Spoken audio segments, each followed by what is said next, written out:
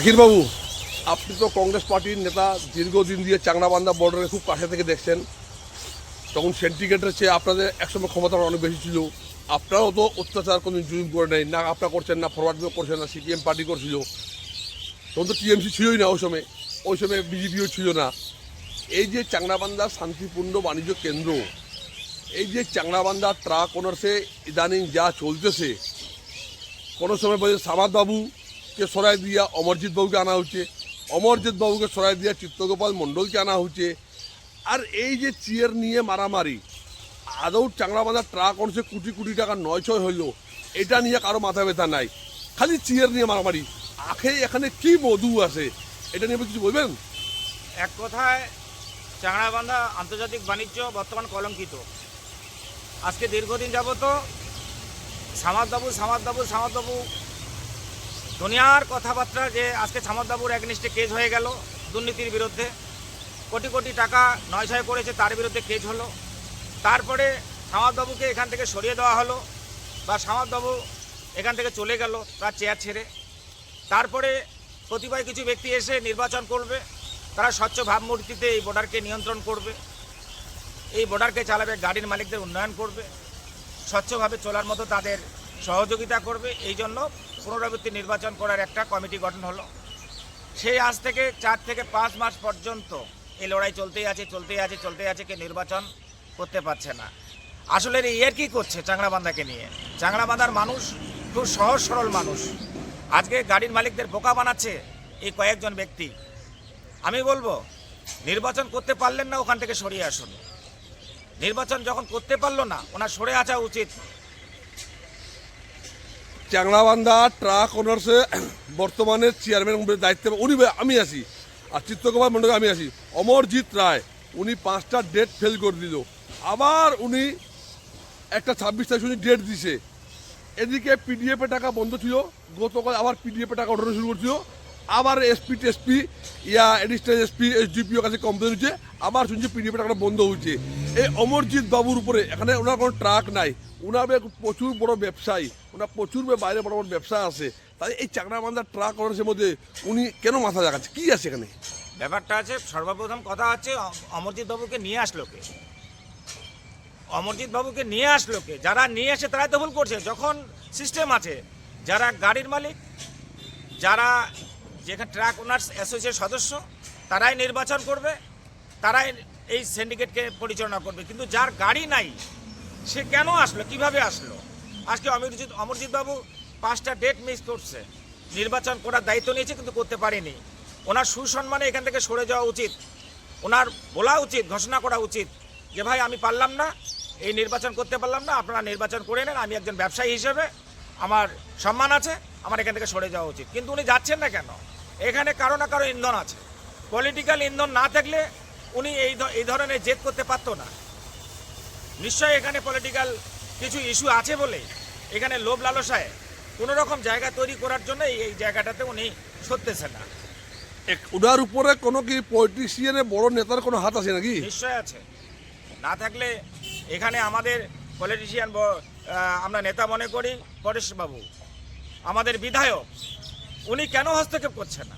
যে লোকটা 24 ঘন্টা চাংড়াবান্ধার খবর সংগ্রহ করে, উনি জানে না চাংড়াবান্ধা ট্রাক ওনার্স অ্যাসোসিয়েশনের দীর্ঘদিন যাবত কেচাল চলছে? উনি কেন হস্তক্ষেপ করে মেটাচ্ছেন না বিষয়টাকে? ওনার জরুরি উচিত এই সমস্যাটা সমাধান করা।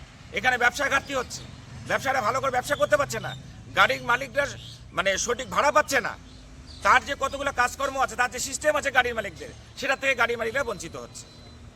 আদৌ কি পরেশবাবু জানে বিষয়গুলো? নিশ্চয় জানে। পরেশবাবু না জানলে পরে চাংড়াবান্ধার খবর পরেশবাবু জানবে না, এটা কি করে বিশ্বাস করে মানুষ?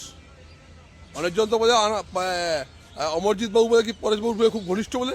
একদম 100 কাছাকাছির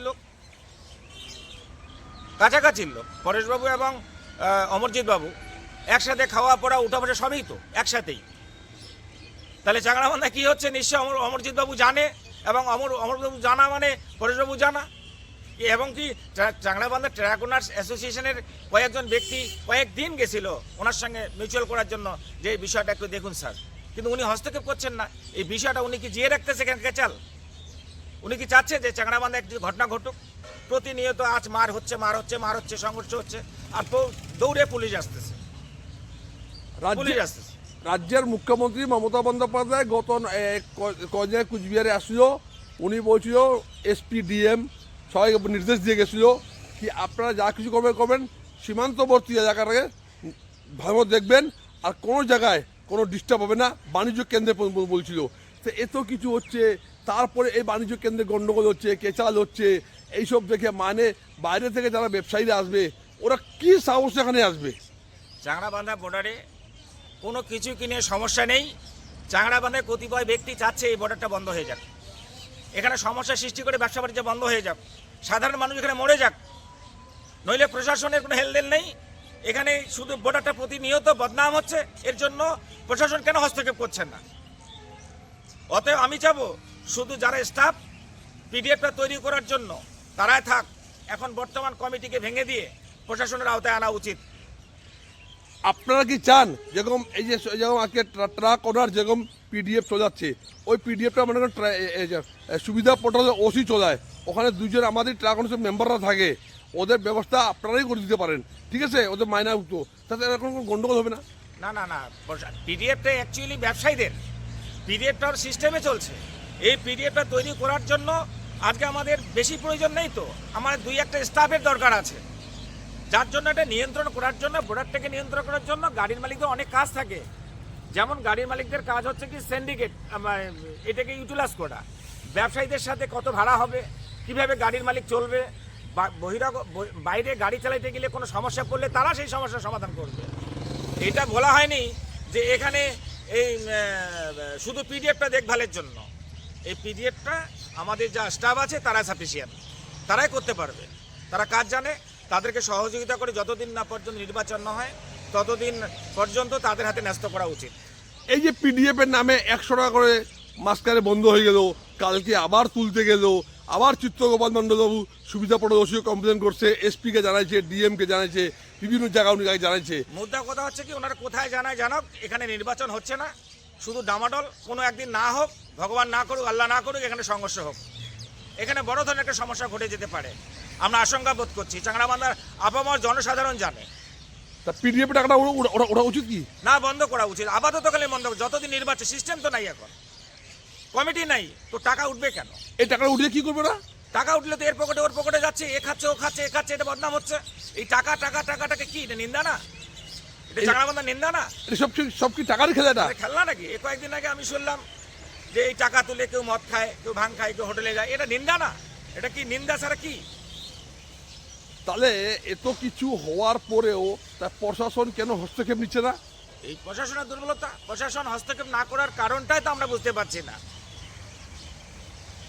এদিকে শুনছি আবার সামাদ বাবুকে জনগণ সরাই দিছে, উনি পুলিশকে বলছিল আমি নার্ভের পেশেন্ট, আমি ক্যান্সারের পেশেন্ট, আমি নাই। উনি আবার পুনরায় একটা মোবাইলে গ্রুপ বানাচ্ছে, আবার বলে ওনার বাড়িতে লোক যাচ্ছে, মিটিং করছে, উনি আবার বলে কি চাংড়াবান্ধা ট্রাক অনার্সের সেক্রেটারি হিসাবে আসার ওনারা পরিকল্পনা চলছে। এই সম্বন্ধে আপনি কি বলবেন? এখন ঘটনা আছে, আমি ওই দিকে যাব না, আমার একটাই বক্তব্য, আমার একটাই শেষ কথা, যদি 26 তারিখে নির্বাচন করার দায়িত্ব ওরা নিয়েছে, যদি নির্বাচন করতে না পারে তাহলে পরে আগামী 26-এর পরে আপামার জনসাধারণ পথে নামবে। চাংড়াবান্ধা এক্সপোর্ট ট্রাক ওনার্স অ্যাসোসিয়েশনকে নির্বাচন কী করে করাতে হয়, চাংড়াবান্ধা আপামার জনসাধারণ সেটা বুঝে নেবে।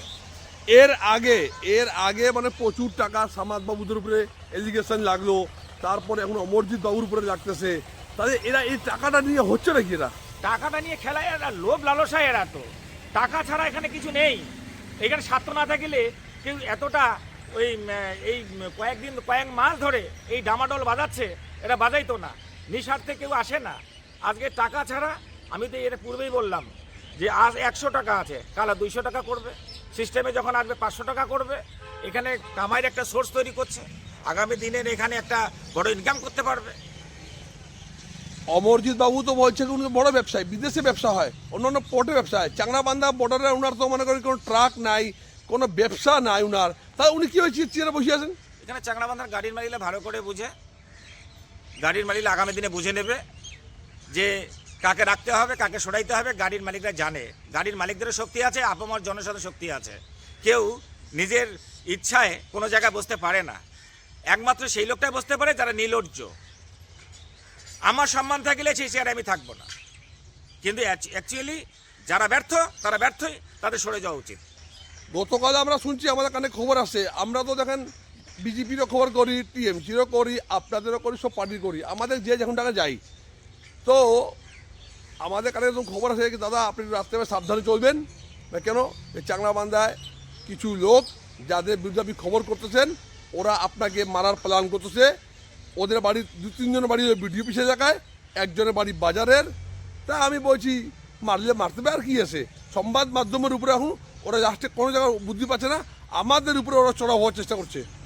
এগুলা ওই শাক দিয়া মাছ ঢেকে লাভ নেই, কেউ কেউ মারতে পারবে না, এগুলা শুধু হুমকি হুমকি থাকে। আজ পর্যন্ত চাংড়াবান্ধায় এমন খারাপ জায়গা না, এখানে খুন খারাপি হয়েছে। কেউ যদি মস্তান সেজে আসে, কেউ দুর্নীতি করবে, কেউ যদি মস্তানি করে, তার সাজা সে চাংড়াবান্ধার মানুষ ভালো কীভাবে দিতে হয়, চাংড়াবান্ধার মানুষ সেটা দিয়ে দিবে। তা আপনি আপনি এখন কি চান কি তাদের পিডিএফ টাকাটা বন্ধ থাক? পিডিএফের টাকা বন্ধ থাক, আমার অভিমত। কেন গাড়ি মালিক টাকা দেবে? যেখানে গাড়ির মালিকের কোনো সিস্টেমই নেই, টাকা কেন দেবে? এই টাকাটা কি আত্মসাৎ হচ্ছে? আত্মসাৎ ছাড়া কি? টাকা তো আমরা দীর্ঘদিন, আজকে 14-15 কোটি টাকার হিসাব আমরা জানি। আমরা সোশ্যাল মিডিয়া, আমরা তো সেখানে দেখতে যাইনি, আমরা খবরের মাধ্যমে, পেপারের মাধ্যমে বিভিন্নভাবে সোশ্যাল মিডিয়া খবর পাচ্ছি, কোটি কোটি টাকা আত্মসাৎ হয়েছে। আর এই পরবর্তীকালে যারা দায়িত্ব নেই তাদের হতো টাকা, টাকা ছাড়া কোনো গল্প নেই এখানে। আমরা শুনছি পুরানা যে কেসিয়ার শাহাবুল বাবু, তার কাছে 85 লাখ টাকা মতো আছে, অমরজিৎ বাবুর কাছে 3.5 লাখ টাকা আছে। তাহলে ওরা স্টাফে বেতনের জন্য আমরা টাকা উঠাচ্ছি, তো এত টাকা থাকার পরে একটা স্টাফ কটা স্টাফ আছে?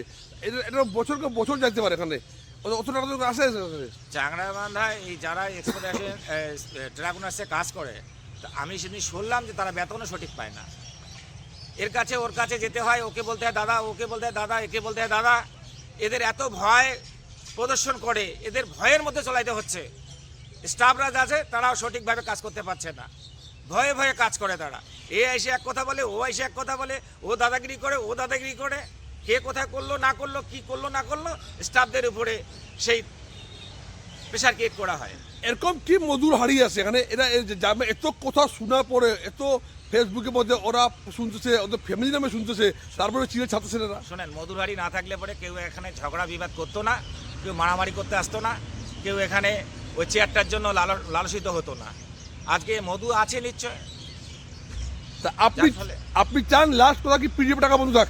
পিডিএফের টাকা বন্ধ থাক, পিডিএফের টাকা বন্ধ হওয়া উচিত। আমিও গাড়ি মালিকদের চাই, আশা করি গাড়ি মালিক যারা আছে তারা যেন টাকা না দেয়, সেটাই আমি বলবো। দাদা আপনার নাম আর ডেজিনেশন? জাকির হোসেন, মেঘলিগঞ্জ ব্লক আইনটিউসি সভাপতি। ধন্যবাদ আপনাকে।